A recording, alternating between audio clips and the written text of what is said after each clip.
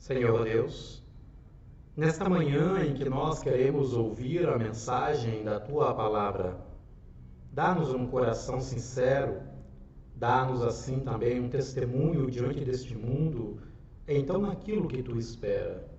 Abençoa o nosso ouvir, porque lâmpada para o nosso pé é a Tua palavra e luz para o nosso caminho. Amém. Queridos irmãos e irmãs, amados em nosso Senhor Jesus Cristo, hoje em nosso texto, Cristo faz uma pergunta existencial a respeito de si mesmo. Ele quer saber o que as pessoas dizem sobre ele e como os próprios discípulos também o definem. Quem sou eu para vocês e para as outras pessoas? Pergunta o Mestre. Contudo, Cristo não teve as respostas que esperava da boca do povo. Alguns pensavam que ele fosse João Batista.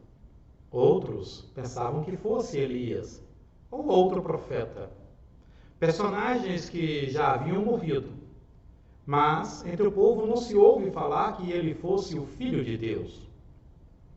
Nessas respostas nós percebemos que Cristo, na boca de muitos, é alguém sem nome próprio e também sem identidade. A identidade de Cristo, ela é construída pelas pessoas dentro da identidade de outros personagens da Bíblia. O povo definia Cristo em seu imaginário a partir de outras pessoas, mas não a partir de Deus. Talvez já tenhamos provado desse sentimento de passar despercebido ou de ser comparado com outras pessoas. E quando, muitas vezes, somos identificados neste mundo com um rosto sem identidade própria, vivendo aquilo que o outro quer que nós vivamos. O tempo todo, as pessoas buscam moldar a identidade do outro naquilo que elas julgam ser o melhor para ela. Não é fácil ser colocado constantemente sobre as sombras de outras pessoas, através de comparações, de hábitos, costumes, entre esse ou aquele, como se assumir a identidade de outra pessoa fosse o melhor para que sejamos aceitos e possamos conviver. Precisamos aprender a aceitar a singularidade de cada um, zelar para não colocar, através de comparações, a identidade de outras pessoas em outros. Quando Cristo se depara como uma pessoa sem rosto, sem identidade entre o povo, ele volta a pergunta para os discípulos: e vocês? Quem eu sou para vocês? Cristo não veio para atender às aspirações das pessoas. Ele não constrói a sua identidade pelos olhos dos outros. Deus em Cristo não existe a sombra do outro, forjando uma identidade para agradar às aspirações que os outros lhe conferem. Quem vive os sonhos e os projetos do outro perde a definição do que é para si mesmo. Por isso, a pergunta de Cristo mexe conosco. Se você quer saber como o outro te vê, saiba antes como você se vê e qual o propósito da sua existência. Quaisquer resposta que Cristo ouvisse diante da sua pergunta existencial não alteraria o sentido da sua missão no mundo. Cristo jamais mudaria os seus planos para agradar o anseio das outras pessoas. Isso nos leva a pensar: quantas pessoas moldam o seu caráter, corrompem-se facilmente, acovardam-se na fé e dão testemunhos baratos, simplesmente por influência de outros? É claro, há sempre uma decisão pessoal para uma mudança, mas isso não exclui o fato de que neste mundo sempre possa ter alguém incentivando para que abandonemos os nossos próprios princípios. Pedro, em nosso texto, teve a coragem de fazer uma confissão sincera de fé. Contra todas as respostas que Jesus ouviu, ele reconhece que Cristo é o Messias, o Filho do Deus vivo. Mas, logo adiante, denota pouca certeza com a sua confissão, ao tentar persuadir Jesus e demovê-lo dos pensamentos de morte.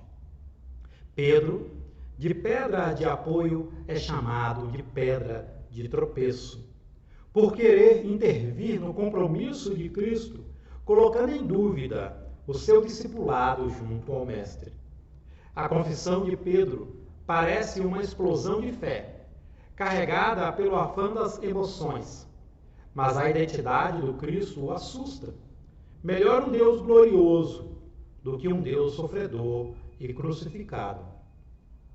Não sabemos ao certo o que Pedro estava pensando, mas seguir o caminho da cruz lhe causa espanto e medo. Talvez Pedro achasse que não seria justo Jesus ter que carregar a cruz por causa dos sofrimentos dos outros. Talvez ele considerasse a possibilidade de que as outras pessoas não fossem também seguir um líder que anuncia o seu fracasso e a sua morte. Para um movimento tão novo como era o discipulado em Cristo na época, começar falando dos problemas não é uma boa estratégia. Será que Pedro estava errado? E naquele momento em que Pedro dizia para si: eu sou a pedra segura. Eu tenho as chaves que ligam as coisas no céu e na terra. Eu tenho a revelação, por isso preciso situar o Mestre sobre a gravidade da situação em que ele está se envolvendo. E naquele momento, quando foi fazer isso, Jesus virou-se para Pedro e disse: saia da minha frente, Satanás. Você é como uma pedra no meu caminho para fazer com que eu tropece, pois está pensando como um ser humano pensa e não como Deus pensa. Pedro, após um belo testemunho, demonstrou insegurança, buscando aconselhar Jesus a mudar de planos, a seguir outro caminho. Quando Pedro pensava que era a pedra firme, Jesus lhe chama de pedra que cai, de pedra de tropeço. E o Pedro, que recebe a revelação, é o Pedro que cai em tentação. Cristo, meus amados, tem identidade, tem um propósito. Ele é o Deus que está disposto a pagar um alto resgate pelas ovelhas perdidas, não importando quais consequências teriam no advir da sua história. E nós? Quando nos chamamos de cristãos, sabemos dizer qual é a nossa identidade? Não é todo o que confessa, meu Deus, que entrará no reino dos céus, disse Jesus. Se a sombra da cruz fizer com que o nosso testemunho fuja do coração, não podemos insistir em bater no peito com ares de bons discípulos do Senhor. Muitos podem até achar que estão no caminho cristão, que são discípulos de Cristo, mas quantos percebem que o caminho que seguem são os da sua própria vontade? Muitas vezes temos a ideia de que já somos seguidores aperfeiçoados, discípulos por definitivo de Cristo. Mas nessa história de Pedro, que aponta a encruzilhada entre a fé e a nossa própria vontade, aprendemos que temos que tirar da cabeça de que somos discípulos prontos. Ao sermos capacitados por Deus a reconhecer a identidade messiânica de Jesus como único Senhor e Salvador, somos levados a reconhecer a nossa conflituosa identidade frente à cruz. Por isso, o discípulo não está pronto em definitivo. Quem se acha lapidado por completo é um discípulo falido. Essa foi a experiência de Pedro. Este foi o dia de Pedro, mas existem dias semelhantes para cada um de nós. Vivemos tempos em que muitas pessoas se dizem cristãs, mas são incapazes de semear gentilezas e tratar o seu irmão com respeito.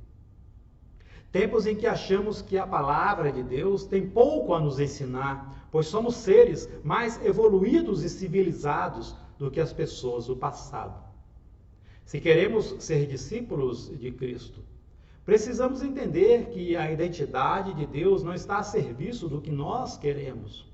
Precisamos aprender que não são as melhores intenções ou as suntuosas obras de caridades os caminhos seguros que nos conduzem a Deus.